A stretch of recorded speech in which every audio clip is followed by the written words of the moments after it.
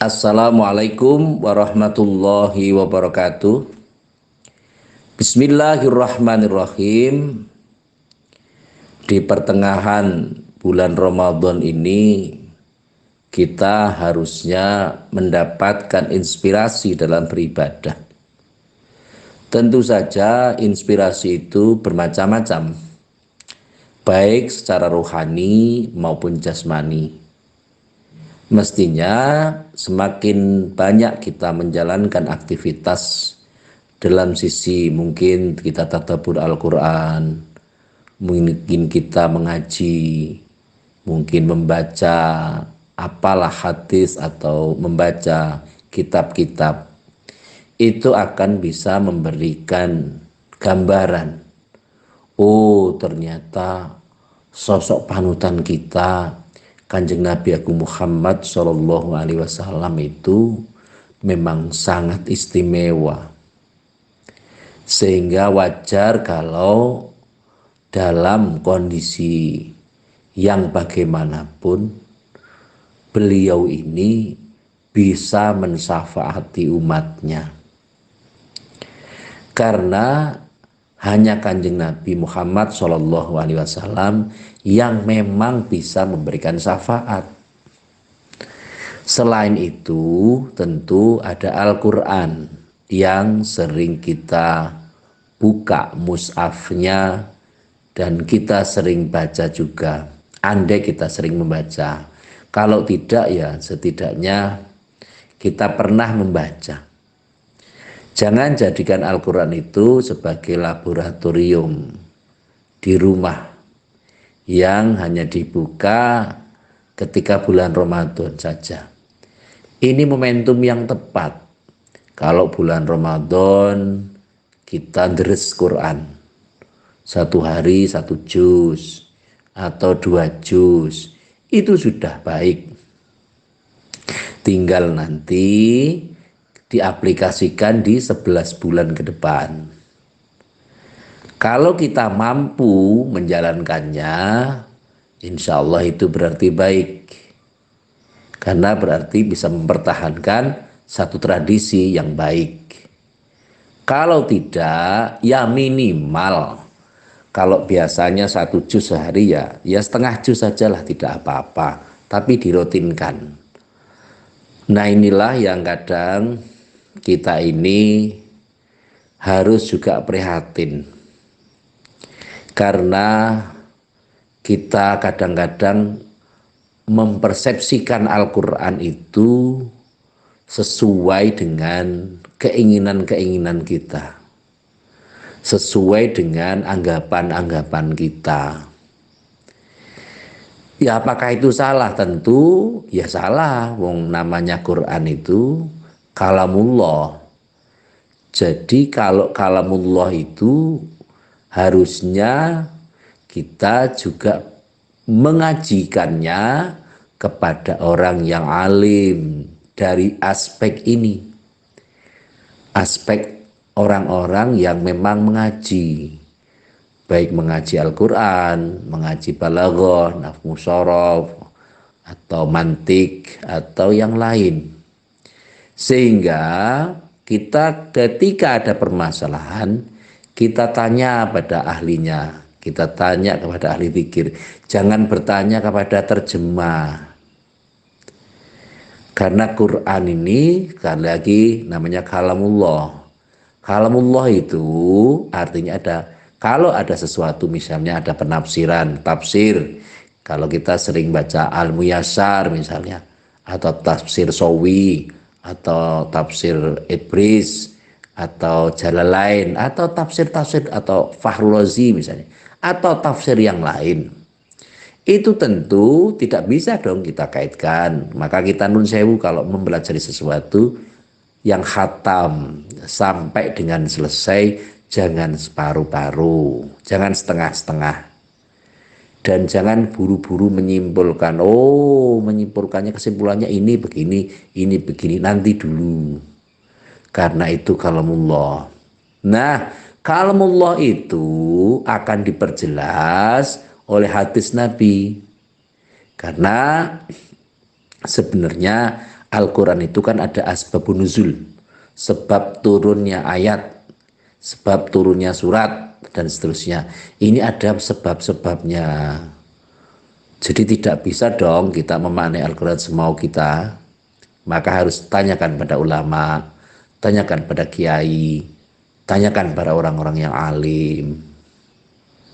Maka dalam hal ini jangan lelah kita untuk belajar. Karena tugas kita di permukaan bumi ini dua. Yang pertama adalah memakmurkan dunia, yang kedua adalah menyembah Allah Subhanahu wa ta'ala. Ketika proses ini sudah berlangsung, insya Allah tugas kita akan baik-baik saja. Dan yang paling penting lagi adalah bagaimana kita meminimalisir sebuah kesalahan. Dan tentu saja nun sewu, kita tidak boleh menafsirkan sesuatu sesuai dengan anggapan kita. Jangan sampai nun sewu ayat yang harusnya ditujukan untuk orang munafik, maka kita pakai atau kita jadikan dalil untuk orang-orang yang tidak munafik. Jangan sampai ayat-ayat yang sebenarnya ditujukan untuk orang-orang yang musyrik atau orang-orang yang tidak menyembah Allah itu kita gunakan, ya repot. Jadi segala sesuatunya maka harus kita kondisikan sesuai dengan apa yang seharusnya. Maka mempelajari asbabun nuzul itu sangat baik. Terutama monggo saja ketika kita mempunyai guru, kita mempunyai kiai yang alim, alamah, sehingga kita tidak salah dalam memaknai sesuatu.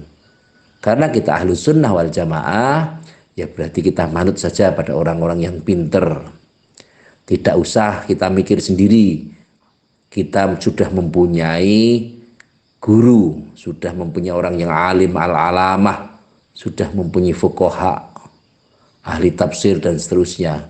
Sehingga tentu dalam hal ini mari kita manfaatkan mumpung beliau-beliau ini masih bisa kita jadikan sebagai rujukan.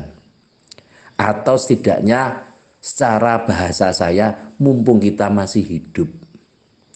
Karena kalau nanti kita sudah kabundut Allah Subhanahu wa taala, apapun itu tidak akan ada manfaatnya. Kita punya uang 100.000 misalnya, itu tidak akan ada gunanya. Kita punya emas 1 gram, nggak ada gunanya. Kita punya rumah besar, nggak ada gunanya. Karena yang paling penting nanti persiapan kita, bagaimana kita menghadap Allah Subhanahu wa taala. Nah, kalau kita berakrab dengan Al-Quran, menjadikan Al-Quran sebagai imam dalam kehidupan kita, nantinya Al-Quran itu akan mensyafaati kita. Kalau misalnya kita membaca, menghafalkan misalnya surat Tabarok, nanti ketika kita di alam kubur, ketika kita akan ditanya oleh Mungkar Nakir, malaikat Mungkar Nakir itu, yang sering kita sebut dalam doa-doa kita, yang sering kita Fatihah itu, nanti mereka surat Tabarok ini akan menjelma menjadi sosok makhluk tertentu dan akan melindungi kita. Maka yakinlah bahwa kalau kita memasukkan Al-Quran, meresapkan Al-Quran dalam hati kita, meskipun kita sudah mati, sudah dibunuh Allah Subhanahu wa taala, dan kita yakini bahwa surat-surat Quran ini masih ada dalam hati kita, kita harus yakin insya Allah Al-Quran akan mensyafaati kita.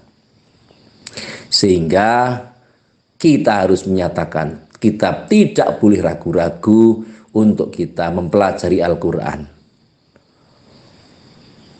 Karena ketika kita mempelajari Al-Quran, segala sesuatunya akan menjadi lebih baik. Khairukum man ta'allama Al-Quran. Sebaik-baik belajar mengajar adalah belajar mengajar Al-Quran.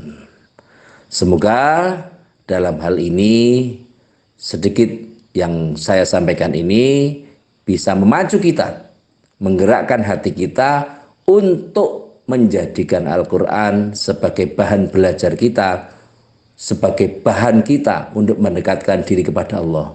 Ketika kita membaca Al-Quran, anggap saja kita sedang berdialog dengan Allah Subhanahu wa Ta'ala.